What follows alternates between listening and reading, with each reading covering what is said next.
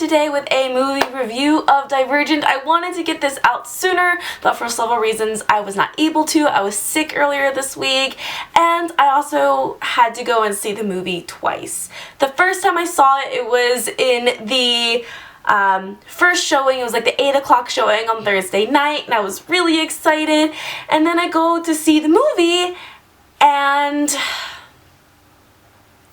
there was a lot of people that did not have proper theater etiquette, and it really bothered me. And so I left the movie feeling so frustrated that I knew I couldn't really sit down and have a discussion with you guys about it, because I had a feeling that a majority of my bad feelings were because of my frustration in the theater. Like, just to give you guys a few examples of people just talking or like hooting and hollering during it, and granted, like, Theo James wouldn't, yeah, anyways, but like, it just ruins the feel and the effect, and when you have people talking. And then another one was, so it wasn't like stadium seating, and so everyone's just kind of on the same level, and I'm short, like, I have to give myself a booster seat whenever I talk to you guys. Like, this is the chair at full height. Ready? Goodbye. This is me at regular height. So when I had a full-grown man, first of all, I don't know what a full-grown man is doing at the 8 o'clock showing of Divergent, but that's besides the point. When he's sitting there, like, you know, like doing this and playing with his hair in the middle of the movie, and I can't see anything, it was very frustrating.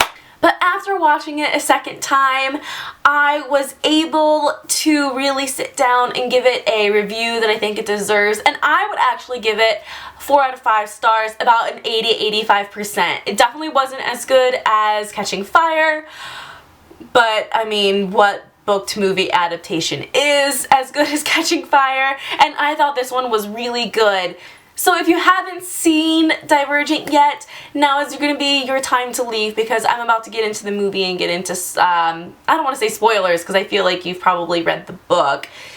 But, you know, go and see it and make your own decisions on if you liked it or not before you join me back. So now would be your time to go, and stay tuned if you want to go into a more in-depth, detailed talk about Divergent, the movie. Okay, bye! There are just a few things that did bother me for the book, and why I don't think it was as good as an adaptation as Catching Fire, and then we'll leave on happy, positive notes on the things that I loved. Basically, the thing that bothered me the most was the ending. It just didn't make sense to me. I liked it so much better of the way that it was done in the book, where they inject Tobias with the serum and makes him confused about who it is, and so that way she knows that when she has to face him again, she already knows that he is her enemy, and she kind of already knows what's going on. And I don't like the whole Janine being there type thing. Like, I understand, like, movie sense, like, it was all big and climatic, but it doesn't make sense to me why they wouldn't decide to kill Janine. It's like, she's already shot and killed people. Why not kill the person who started all of this? It doesn't make sense to me why would she would, or even Tobias, why they would not shoot Janine. Like, even if maybe they made it to where she made like a clever escape or something, but she's just like there and they just walk off like peace, and you're just like, I didn't like that. And wasn't there, like, she wiped the hard drive or something, and wasn't there, like, something was important about that Insurgent? I didn't reread Insurgent. I don't remember. I could be wrong, but I just felt like there was something about the hard drive in Insurgent. I will have to say, though, Tris throwing the knife into Janine's hands, that was the only really cool scene, I think, of the movie. Oh, and then Tris, when she just blurts out, like, I love you! It was really cheesy, and it's just, the ending in general I didn't really like, but I understand, I guess, from a movie point of view why they did it. It's more climatic and like, yeah, pow, pow, punch, kick, awesome action type stuff. The next thing that kind of bothered me is like a double-edged sword in the fact of the people who made this movie did a really good job of putting everything into the movie, or almost basically every major event in the movie from the book, but at the same time, it almost kind of like lacked character development. And so when Al is one of the people who kidnap her and then he goes and commits suicide, you weren't able really to connect with his death that much. Or when Tris has to shoot Will, and again, you don't really connect that much with the character to where, like, in the book you're like, oh my freaking goodness, but in the movie you're just like, okay. Like, you couldn't connect with her friends as characters very much. But at the same time, like, if they would have taken out these major plot developments, it wouldn't have had the same feel. So it's like a double-edged sword to where there's really nothing they could have done about it, and that's just the way it is. There is one major event I think that's pretty major that they didn't put in there, and I would have to say that's the scene where Peter stabs Edward in the eye. Not only is that, like, shows how difficult the training was in Dauntless, not because of just, like, Eric making everything so difficult, it showed the conflict between even the people in the faction and trying to make sure that they don't become factionless. I thought that that was also an important development, not only in showing how brutal Dauntless was, which I don't feel like they did very well. It had all the major aspects, but I don't feel that, like, it showed how intense and how brutal it was. But I think it would have done well for Peter's character development.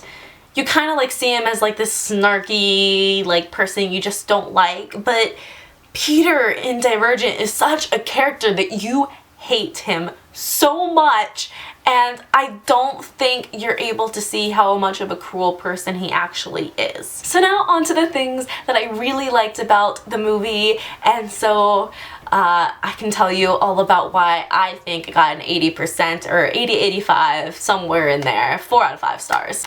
The acting, I was really shocked by the acting. The trailers were great, but I don't think they showed Shailene Woodley and Theo James, like, the acting just seemed off in the trailers, but in the movie, it was so good, so good. I wasn't sure how I was going to feel about Shailene, about Tris, and now I can't picture anyone else. I loved her. I loved her, loved her, loved her, loved her. Theo James, not only is he super duper hot, but he also just had such great acting and such great comedic timing. I liked the person who played Christina.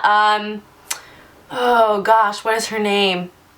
Lenny Kravitz's daughter. But she was also really good. The parents, Tris's parents, were really good. Just the acting in general was so good. Oh, and Ansel, who played Caleb, who's also, like, Augustus in the Tifios movie with Shailene.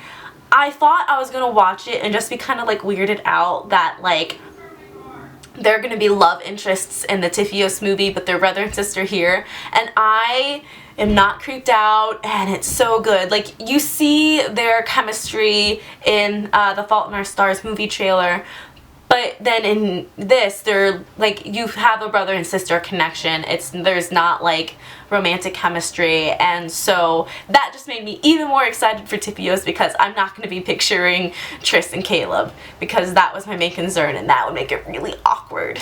This book made me love Dauntless even more, just in the fact of, like, I think Veronica Roth even says this in the movie, is that they just seem so free. Like, when they're, like, running to, like, the trains, and they're, like, hooting and hollering, and it's just, so much fun. The first shot that we get of Dauntless with the train coming before they're doing, like, their ceremony, and they're all, like, jumping off. Oh my god, I got goosebumps, and I got goosebumps now just, like, thinking of it. It was just so well done that, like, God, Dauntless is badass. I could never be in Dauntless. I could never, ever, ever in a billion years be in Dauntless. I'd probably be Amity. Like, Dauntless, they just, like, I don't know how to explain it. They're just so, like, free and awesome and badass, and you just want to be them. I have 3 favorite parts in the movie, just for all different reasons. So my first favorite part, I'm gonna go from, like, even though they're my favorite, like, my least of the favorites to my favorite of the favorites.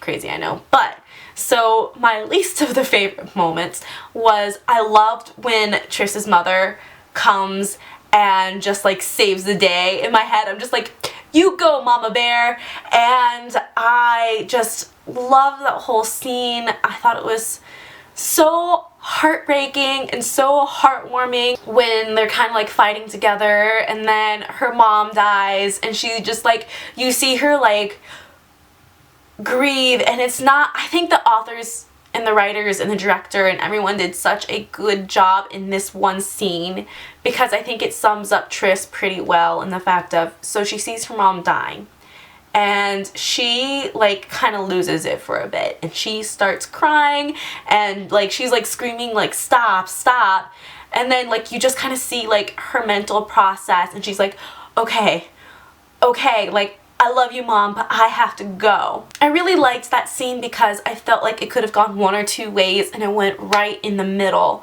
and it could have been like she seems too harsh and callous because she just moves on and doesn't really grieve, or she's so crippled by the fact that her mom dies that like she's kind of like sitting there like an idiot, while in your head you're like, go, like, or else you're gonna die, your mom's death is gonna be for nothing.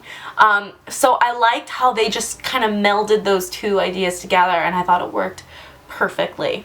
My second favorite scene had to be something that didn't even happen in the movie. After Triss loses a fight, I think, with Molly, or was it Peter? I can't remember. But she is in the hospital and it's before Capture the Flag. Christina and Will and Al are there and they basically tell her that Eric kicked you off. And so that they have to go and leave for their war games.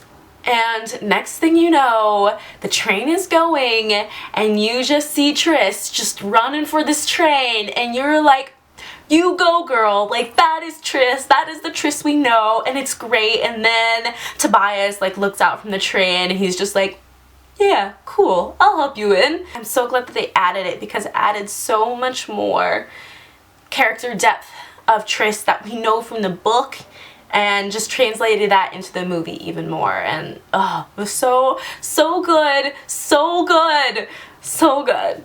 And then my favorite scene had me so emotional, and that is the zip line. Before we get into the emotional thing, I didn't notice it the first time around, but the second time around I noticed Veronica Roth in the like movie. She's like the first one to enter through the door on the top of the towers, and then like when Triss goes to overlook like the city, you see Veronica right there next to her. The main reason why the zip line was so emotional was because of everything that happens in Allegiant, and I don't want to give too much away, so I'm going to leave it at that. So I can't wait to see the rest of the movies. I know they already have Insurgent signed, and so then I'm pretty sure that Allegiant will come around in 2016.